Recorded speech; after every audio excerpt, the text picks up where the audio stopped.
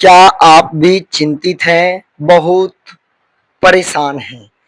तो एकदम मुक्त हो जाइए चिंता से, ये सोच करके कि इस धरती पे आप ही इकलौता चिंतित व्यक्ति नहीं है। आपके जैसा बहुत सारे ऐसे इंसान हुए हैं इस धरती पे जो बहुत चिंतित हुए, और बहुत सारे ऐसे इंसान होंगे जो आपसे भी बहुत ज्यादा चिंता को भोगेंगे। तो आप जान जाइए, समझ जाइए कि यहाँ तक कि राजाओं महाराजाओं को भी चिंताएं हुई हैं। तो अपनी चिंता को कम समझिए। और आज आप समझ लीजिए, एक बहुत बड़े महाराज धृतराष्ट्र की क्या चिंता थी, और इनकी चिंता से आप अपनी चिंता की तुलना कर लीजिए और जान लीजिए कि किसकी चिंता कितनी बड़ी है।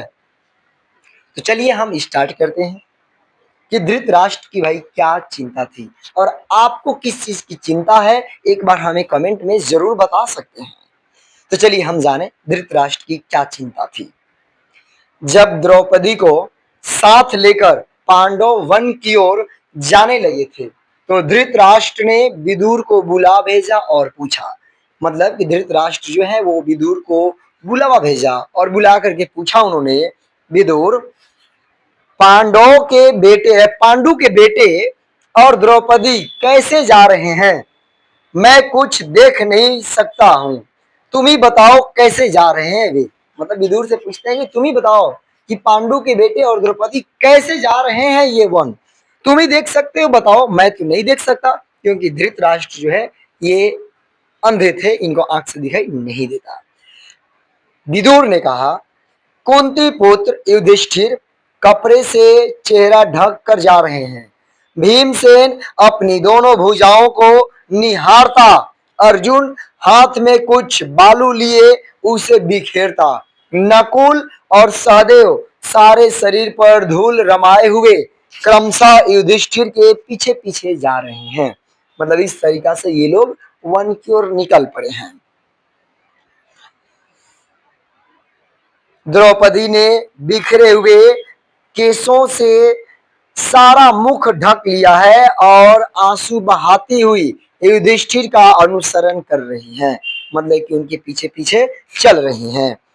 यह सुनकर धृतराष्ट्र की आशंका और चिंता पहले से भी अधिक प्रबल हो उठी। मतलब ये घटना सुनकर के वे और आशंकित हो गए और इनकी चिंताएं और ज्यादा बढ़ गई।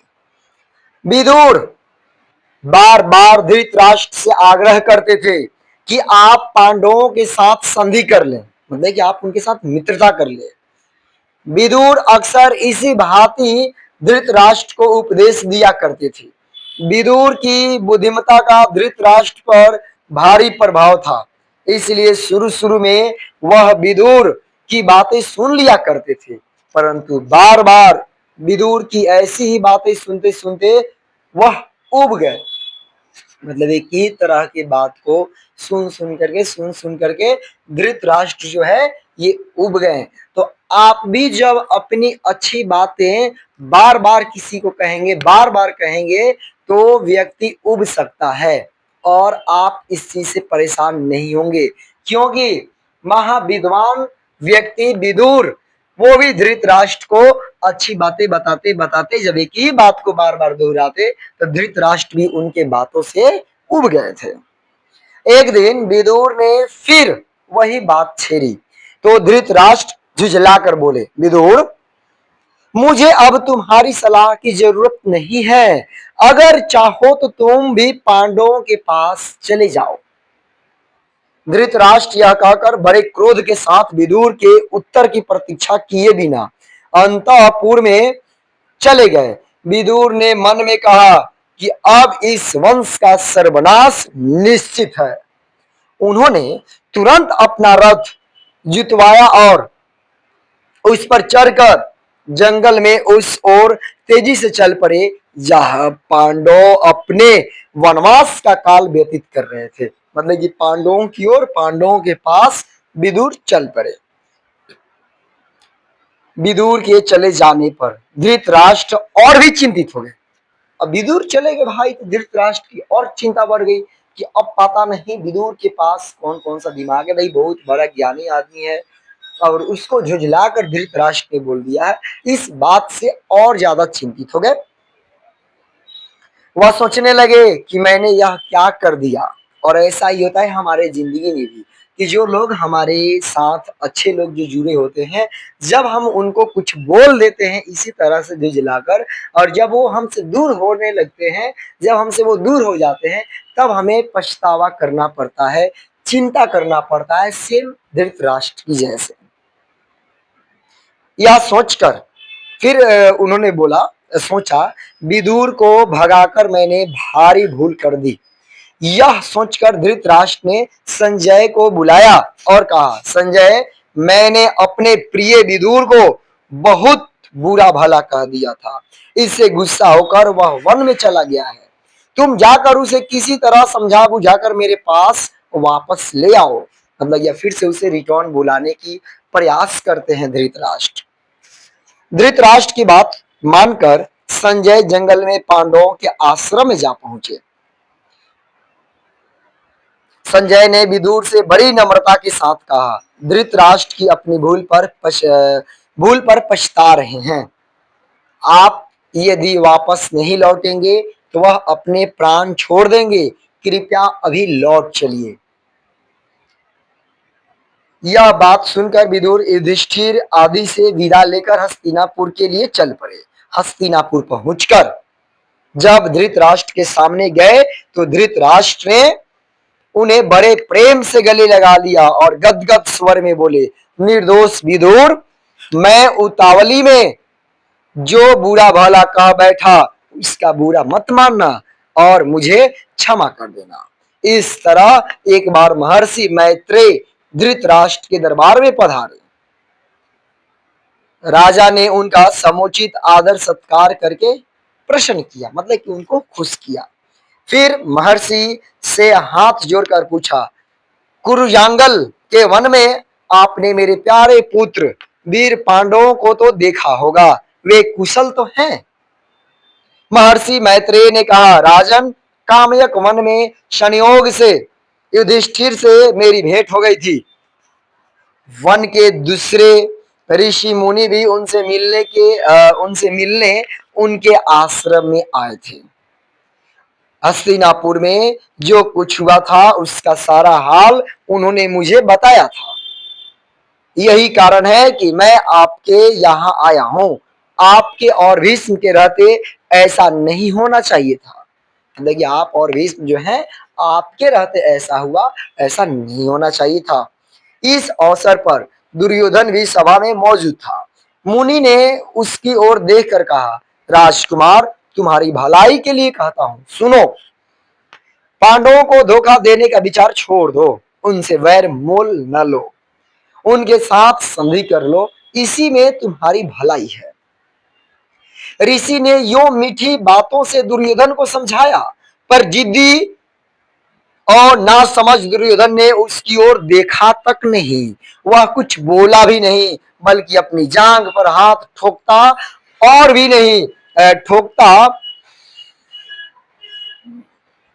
जांघ पर हाथ ठोकता और पैर के अंगूठे से जमीन कुरेदता मुस्कुराता हुआ खड़ा रहा।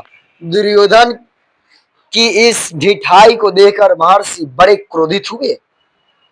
उन्होंने कहा, दुर्योधन, याद रखो, अपने घमंड का फल तुम अवश्य पाओगे। इसी बीच हस्तिनापुर में हुई घटनाओं की खबर श्री कृष्ण को लगी। उन्हें यह पता चला कि पांचों पांडव द्रौपदी समेत वन में चले गए हैं। यह खबर पाते ही वह फौरन उस वन को चल पड़े जहां पांडव ठहरे हुए थे। मतलब कृष्ण जल्दी पांडवों के पास।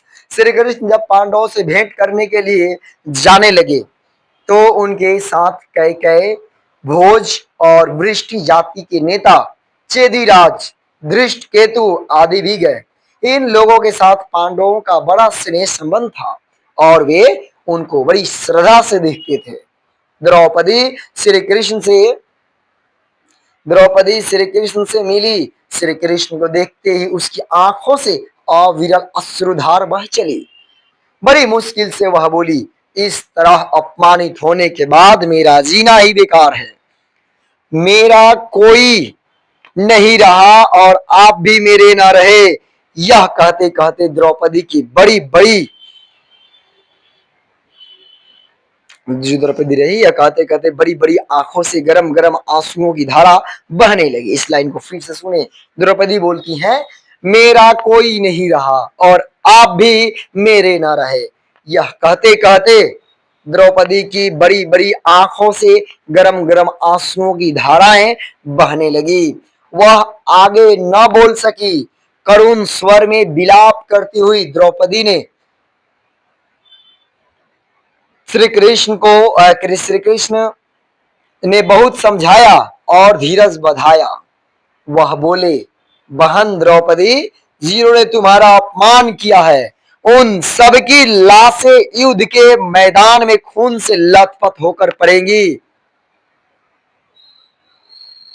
तुम शोक न करो। मैं वचन देता हूं कि पांडवों की हर प्रकार से सहायता करूंगा।